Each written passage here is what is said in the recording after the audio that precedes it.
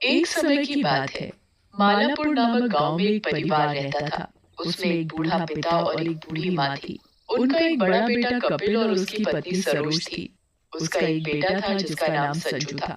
वो बहुत ही नालायक था। उनका एक छोटा बेटा दीपक और उसकी पत्नी सपना थी। उसके एक बेटा था जिसका नाम किशन था, जो बहुत ही समझदार और होशियार था।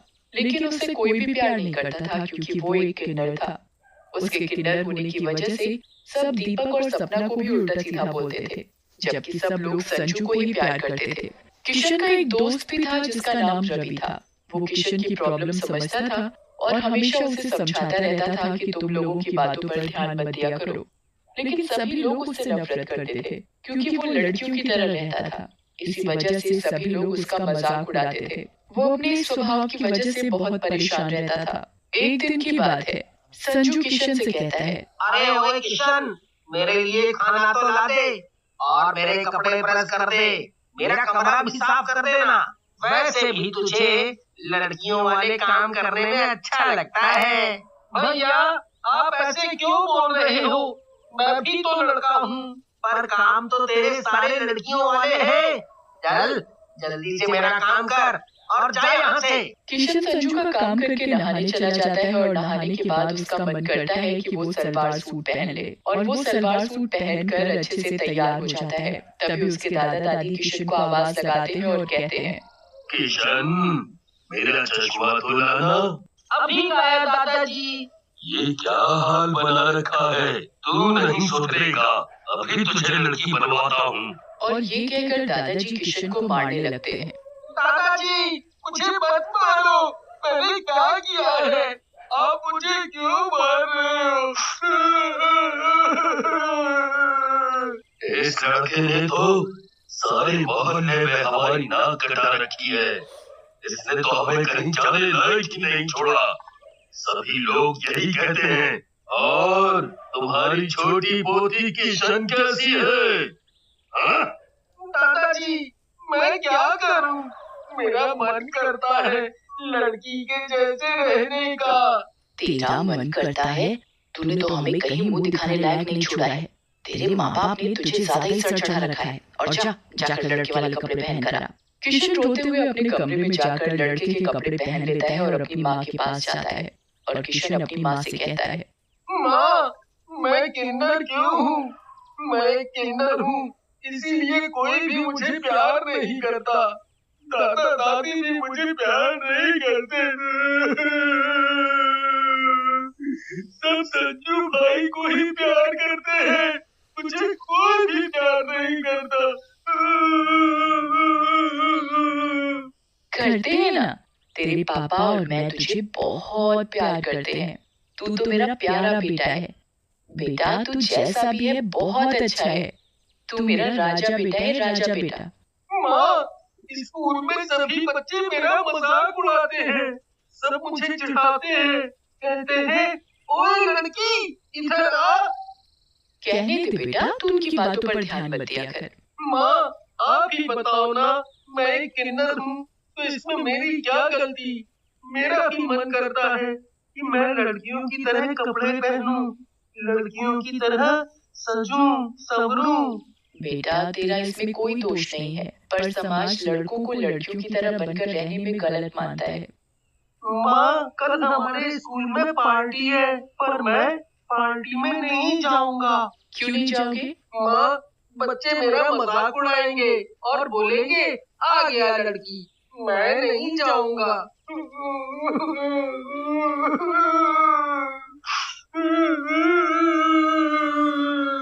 और किशन रोने लगता है। किशन बेटा, दिल छोटा नहीं करते, तुम्हें जाना चाहिए और सबका सामना करना चाहिए। तुम किसी से कम नहीं हो, तुम भी उनके जैसे ही हो। और किशन माँ की बात सुनकर कहता है, माँ, तुम कहती हो तो मैं चला जाऊंगा। और अगले दिन, अरे किशन, क्या बात है? आज तो तू एकदम हीरोइन की तरह चमक रहा है।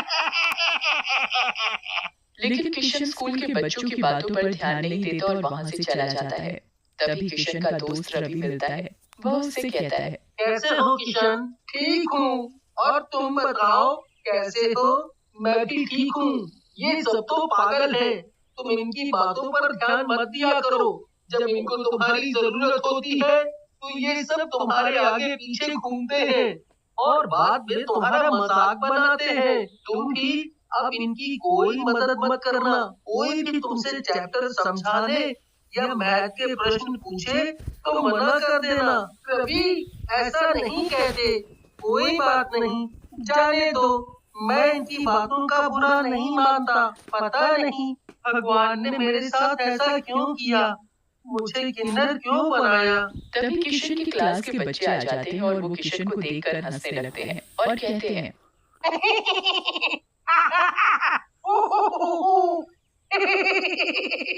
किशन, क्या बात है, आज पार्टी में तुम सूट पहनकर नहीं आए और लिपस्टिक भी नहीं लगाई। और सब जोर जोर से हंसने लगते हैं। ये देख रवि सभी बच्चों को डांट कर चुप करता है और कहता है, तुम्हें इस तरह किशन का मजाक नहीं उड़ाना चाहिए। जब तुम्हें किशन से कुछ पूछना या समझना होता है तो किशन भाई बता दो। अब तुम उसका मजाक बना रहे हो, ये गलत है। इसमें किशन की क्या गलती है, वो भी हमारी ही तरह है। जाने दो रवि। ये कहकर किशन वहां से चला जाता है और वो एक नदी के किनारे जाकर रोने लगता है।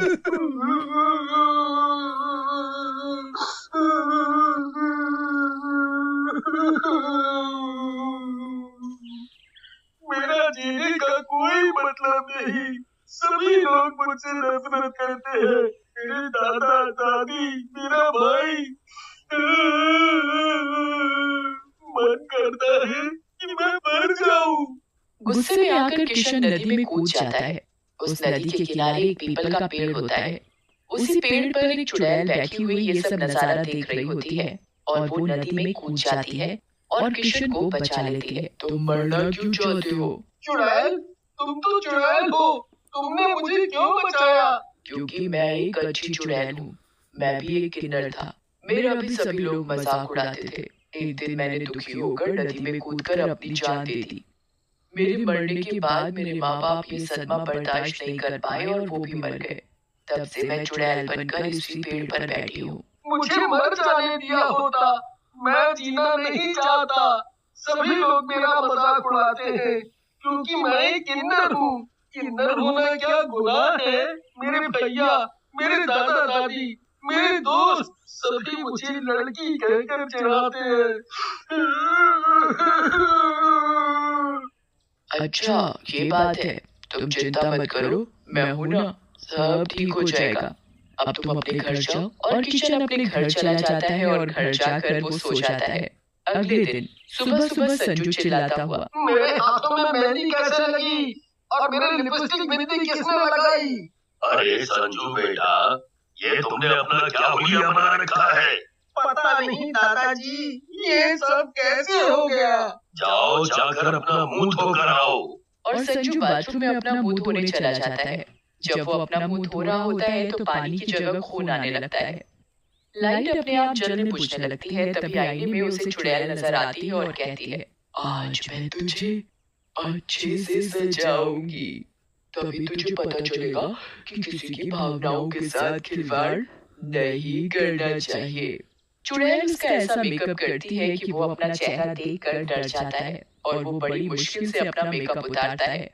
पर हाथों की मेहंदी नहीं उतरती और उसे ऐसे ही स्कूल जाना पड़ता है। और स्कूल पहुंचकर, अरे संजू, तुम्हारी क्या शादी हो गई है जो तुमने अपने हाथों में मेहंदी लगा रखी है? स्कूल के सभी बच्चे जोर जोर से हंसने लगते हैं। ये भी किशन के जैसा बन गया है। सभी बच्चों को संजू का मजाक उड़ाता देख किशन सभी बच्चों को डांटता है। चुप करो तुम सब, अगर किसी ने मेरे भैया को कुछ भी बोला तो अच्छा नहीं होगा।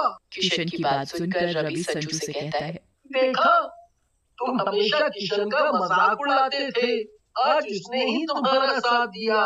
किशन भाई, मुझे माफ कर दो, मैं अब तुम्हें कभी भी गलत नहीं बोलूंगा। मुझे अपनी गलती का एहसास है। संजू किशन को अपने गले लगा लेता है और दोनों बहुत खुश होते हैं और हंसी खुशी अपने घर चले जाते हैं। घर पहुंचकर दोनों भाई आपस में खूब बातें करते हैं। उन्हें इस तरह आपस में प्यार से बातें करता देखकर किशन की माँ सपना बहुत खुश होती है। चलो अच्छा है, दोनों भाई आपस में प्यार से रहने लगे हैं। सब लोग रात का खाना खाकर सो जाते हैं। जब घर के सभी लोग सो रहे होते हैं तो चुड़ैल दादा दादी के कमरे में जाकर दादा को साड़ी पहना देती है और उनके माथे पर बिंदी लगा देती है और दादी को पैंट शर्ट पहना देती है। अगली सुबह जब दादा दादी सोकर उठते हैं तो अपने आप को ऐसा देख डर जाते हैं। अरे ये हमारे साथ क्या हो गया? ये किसने किया? मुझे औरतों जैसा किसने बना दिया और तुम्हें आदमी जैसा?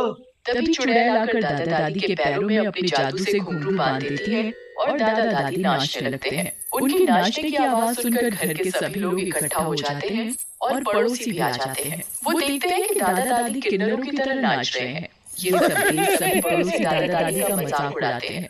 अरे मेरे तो पैर ही नहीं उठ रहे, मैं तो नाचते नाचते थक गया। कोई रोको, कुछ करो, ये क्या हो रहा है? तभी दादाजी के बालों में चुड़ैल गजरा लगाती है। ये देख दादाजी डर जाते हैं। चुड़ैल मुझे छोड़ो, मुझे छोड़ो। अब तुझे पता चलेगा कि तूने अपने ही पोते के साथ क्या किया है। तुझे एहसास भी है इस बच्चे के ऊपर क्या गुजरी होगी जब अपने ही मजाक बनाते हैं साथ नहीं देते। मेरे दादा दादी को छोड़ दो, वो मेरे दादा दादी है। मैं उनके साथ ये सब होते नहीं देख सकता।